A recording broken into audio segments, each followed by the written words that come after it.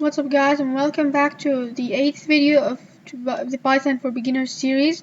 And in this video we're going to be talking about nested loops and chain conditions. So if you haven't watched the previous video or videos, then I recommend you go back and watch it, because you'll not be really able to understand anything if you don't know the previous topics. Okay, so here I've just drawn a basic program that just checks if on is true or t, then it's gonna print is on. So if you run the code, see if I type t, it's just print is on. But if I just type f, it should not print anything because it's not on. So first we'll look into chain conditions. So what are chain conditions really? They're actually used. They are just basically conditions that are the same as these, but they are actually not quite the same. So you sometimes can link them with an and, an or a not. So these are just logical operators that are used sometimes in conditions, and this is what we're gonna learn about today. So here we can add a bit to the program. So if we create a new variable called off, and we type the same thing, input of T or F, like this, and then we say here type and. This is how we type, remember. Um, so we just type and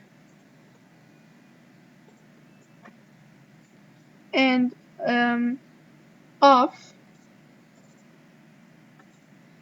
is equal to T, just like that. Okay, wait. Okay, and over here we're gonna set it to if. Right, no, we want on to be true and off to be false. So now I'll explain what the AND actually does in the change condition. So first of all, it checks if on is true, or we just type T. If it is, then we're gonna move on to the next condition, which is off. If it is F, then the program is gonna run fine. If both of them are not, then they're not gonna run. But if this one is true, but this one is not, it will also run, because it's an AND operator which takes both of them to be true. So if we type T here and we type F here, you see it says it's on the status space. You see that it says is on because both of them are true. But now if you run it and just type F and T, it will not do anything. And now let's try out and type true for here, but also true for here, which doesn't make sense, but we try it out. And you see it doesn't do anything because because only one of them is valid, but the other one's not. So now, how to make them, like, just one of them to be valid, and if the other's not, then it's okay. Well, here's where the OR operator comes. So if you type OR in here, just like this, then if you run it, and then you try and type T, and then even here if you type that it's true, it will still run as if it's actually true, because it checks if one of them is true. So if you have this one true and this one not, then it's still gonna print out is on, because it only checks for one. It doesn't care about the other. So if you try it again, and here you type true and false, it will still run, even though two of them are true. The requirements are just one of them true, but for the AND it's different. Now there's also the not operator, just like that. So the not operator can't work really with these type of conditions, and I'm gonna show you how it works now. So we're gonna type if, and you could say on is not, and then it's not maybe true. Okay, so here apparently actually the not operator works with boolean. So if on is not true, and let's just say if not true, just like this, then it is gonna be is on. So what this actually does is it reverts the condition from if it is true. Now it'll make more sense if I type the while loop, because that's where when we're actually using while true. You can also use while not true. So this basically checks if something is not true. So instead of saying maybe like if you're doing it with a variable, instead of saying while maybe on is equal to false, yeah, just makes the syntax a bit shorter here and just types not true. Now I don't know if it actually works with variables, but I think it actually does work with it when it's an integer. I'm not sure, or a boolean. So let's run the code and see what it does. So let's just delete all of that. Delete it. Okay. So you see it doesn't print out anything because you know that the program's always kind of set to true. And now if you delete the not, then as you can see it just prints out infinitely because it's a while loop, remember? But yeah, so this is how the logical operators and the chain conditions work. Now we're on to the nested loops. So what are nested loops? So if you get, so let's stop an example here and say actually maybe first number, sorry, first number, and let's set it equal to, oh sorry, okay, let's just do this, equals to, or no, let's change the name of the variable to num1, and we'll set it equal to, say 8, okay, then num2 is equal to 9 maybe. Okay, so now let's say it the same. Okay, so now we say maybe if num num1 is equal to num2, just like that. Then we're gonna print out is equal. Now you can do this with not like you can do this with just numbers, like you can type if num1 equals 8 or something like that. But I just like to use variables most of the time when I'm doing this kind of stuff.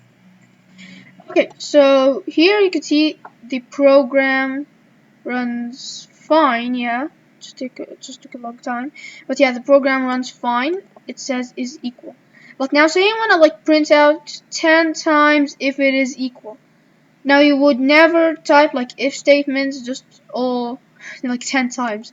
Now luckily Python has the nested loops. So what you can do is you can indent these two, and if you go here, you can type for I in range, and then just type the range as you said 10. If you want it 10 times, just type 11 because it stops at 10. And then if you run the code, you see it prints out 10 times. And just to represent that, let's do print 1, or now let's create a new variable. We call it num, we'll set it equal to 1, and then if we go down here and say num plus equal to 1, maybe. Okay, so now if you run it, You see, prints out. Now it's supposed to print out like 10 times, but because I just typed it as 1, now remember the program starts with 0, the computer starts with 0. So if you start with 0, print out 10 times, just like that. Okay, so we don't need all of that now. And yeah, so this is how nested loops actually works. And you can call it nested statements if you like, but I'm gonna call it nested loops. So type is equal again. We'll use the same example. Okay, so still works. And now, let's say we want to try it out with a while loop. So what we're gonna do is while, and then maybe the condition, same condition, like num1 is equal to, sorry, equal to num2, just like that. Like this is just if you want to like print it infinite times, which I know you won't really want to, but in some cases you just like want to use while loops, you know, for some codes. But yeah, this is how it basically works. Now you can also do a